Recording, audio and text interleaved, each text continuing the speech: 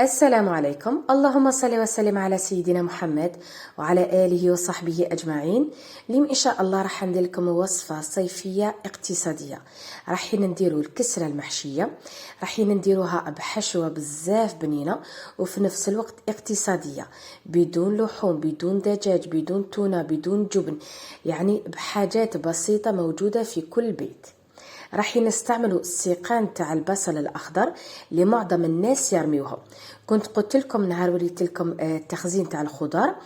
البصل الاخضر راهو يعني السعر ديالو ارخص من البصل الاحمر. دائما نخيروا النوع اللي يكون عنده الراس ديالو خشين ومدكوك، والساق ديالو ما فيهش العسلوج، معناها ما فيهش هذاك العسل الخشين. دائما الجزء الفوقاني يعني وين هذاك الدائري نخلوه دائما للشوربه للحساء. الجزء الوسط نخلوه للجوازات، والجزء السفلي اللي يكون لاصق فيه هذوك الاوراق الخضوره نخلوه للبوراك، للكيش، للكسره المحشيه. اليوم رايحين نستعملوه هكذا، يعني تشوفوا القوام تاع الحشوه كيفاش يكون، والبنه يعني كل واحد يدير على حسب الذوق ديالو. تقدروا تكثروا الجزء الاخضر بزاف ولا تنقصوا منه كما حبيتوا. كما راكم تشوفوا هنا يعني الكسره هذه تجي بزاف بزاف طريه. راح نعطيكم السل اللي يخليها طريه لداخل، يعني حتى ولو كان تبقى لكم العشيه اذا درتوها الصباح ولا الغدوه من داك تبقى على حالها طريه. راكم تشوفوا الكسره هذه يعني كما نقولوا تطوى وحدها طريه بزاف، معناها ماشي هذيك النوع اللي يكون عندها طبقه الخارجيه تكون مقرمشه. هذه لا تكون طريه 100%، لانه فيها شويه تاع الخميره تاع الخبز، في نفس الوقت فيها الحليب راح يعطي لها طراوه وراح يعطي لها لون شباب.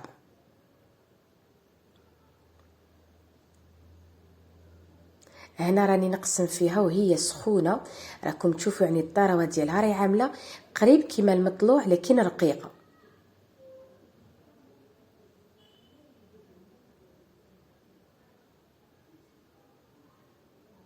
المقادير عندنا 4 كيلات سميد ناعم ما يعادل 1 كيلوغرام، واذا كيلتو بالكيسان يخرج لكم 6 كيسان يعني ممسوحين. عندنا نصف كيلة تاع زيت ما يعادل كاس غربة، نصف كيلة تاع الحليب ما يعادل كاس غربة، كيلة غير ربع تاع الماء، والمجموع بين الحليب زايد الماء كيلة وربع. عندنا السكر مغرف صغيرة ممسوحة، الملح 2 مغارف صغار ممسوحين، خميرة الخبز 2 مغارف صغار ممسوحين. الحشوه ديالنا عندنا سيقان البصل، طماطم، فص ثوم واحد، 2 مغارف كبار تاع الزيت، مغرف صغيره تاع درسه حاره منزليه، مغرف صغيره تاع الملح، ومغرف صغيره تاع بهارات الدجاج. بهارات الدجاج يعطوا بنه هايله. الثوم يعني ما كترش لانه هذه الثوم مرقده في الزيت، معناها الذوق ديالو يكون قوي. الملح ما كترتش لانه السيقان تاع البصل الاخضر يكون فيهم النوع من الحموضه او القروصه، على هذه ما لازمش نكتروا الملح في الحشوه. هنا دوك نجيب يعني نخدم العجينه. الحشوه قباله نحط البصل، نحط كل المكونات ما عدا الطماطم ونحطها على نار هاديه حتى يدبل مليح هذاك البصل. هنا دوكا باش نخدم العجينه نحط السميد، نحط الخميره والسكر وندير عليهم الزيت والملح ونبدا نلم بالماء والحليب. هنا نبسس السميد هكذا باش نخلي كامل حبات تاع السميد يلحقهم هذاك ليدا. هذا راهو سميد ناعم، لكن تقدروا ديروا بالسميد اللي يكون مرفود شويه، ماشي السميد المتوسط، لا يعني السميد اللي يكون شويه مرفود على هذاك الرقيق كامل تاع المسمن، يعني ديروا بالناعم تماما ولا اللي شويه مرفود عليه. ما تقدروش ديروا بالسميد المتوسط لانه الكسره ديالكم رايحه كي تتلم رايحه تفتت لكم كي تحشيوها، على هذه لازم الحبه تاع السميد تكون رقيقه. هنا دوك نبدا نلم هذاك الحليب والماء. تخلي هنايا نصف كيلة تاع الحليب، ضفت معاها نصف كيلة تاع ماء، من بعد زدت بالتقريب قيمه ربع كيلة تاع ماء. يعني ككل السوائل دخلوا لي كيلو وربع بين الحليب وبين الماء. كمية السوائل تختلف على حسب نوعية السميد، كاين اللي يشرب كاين اللي ما يشربش. المهم هذا السميد هو تاع 10 كيلو ولا تاع 25 كيلو. تاع 10 كيلو اللي يدير ب40,000 وتاع 25 كيلو اللي يدير ب100,000، يعني تاع عادي تاع لوزين تاع شركة وطنية.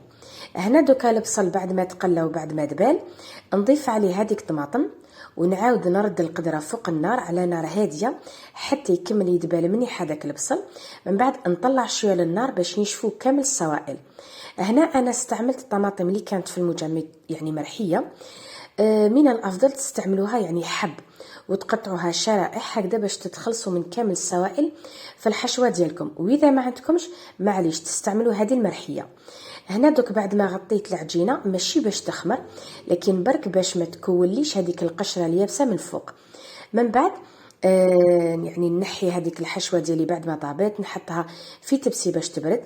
نجيب العجينه ونقسمها على 6. كي نقسمها على 6 باش نقدر نتحصل على 3 خبزات محشيه. الاتساع تاع الخبزه على حسب الحاجه اللي راح نطيبوا فيها. اذا درتوا مثلا في طاجين كبير يخرجوا لكم 3 خبزات محشيه كبار، واذا درتوا مثلا في المقله تقدروا تتحصلوا على 4 ولا 5 خبزات صغار.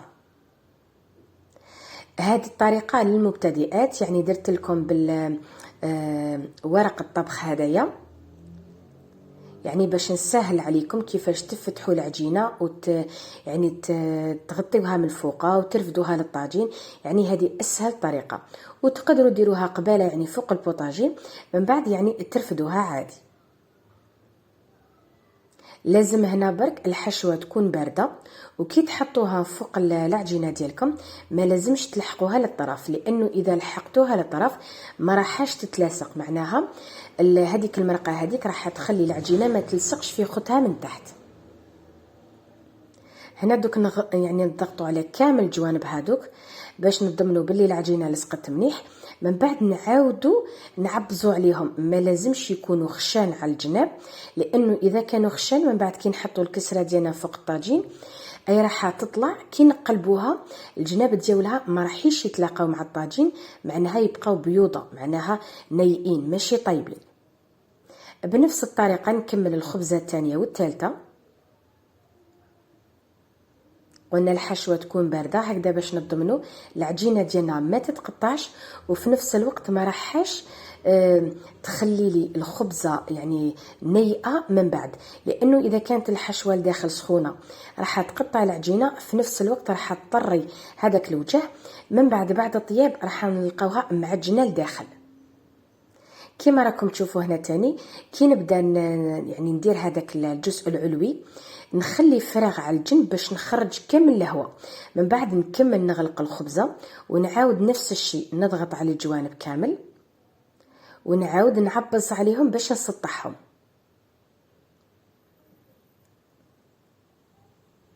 هنا دوك الطاجين راني دايرته مقلوب على نار تكون متوسطه. كي سخن الطاجين منيح نبدا نحط الكسرات ديالي، اما ترفدوا الكسره وتحطوها قباله ولا تحطوها بهذاك ورق الطبخ. دائما مع التحريك المستمر هكذا باش تضمنوا بلي الخبزه ديالكم طابت على كامل جوايه بنفس اللون. دائما تسقسوني علاش تحطي الطاجين مقلوب على جال توزيع تاع الحراره.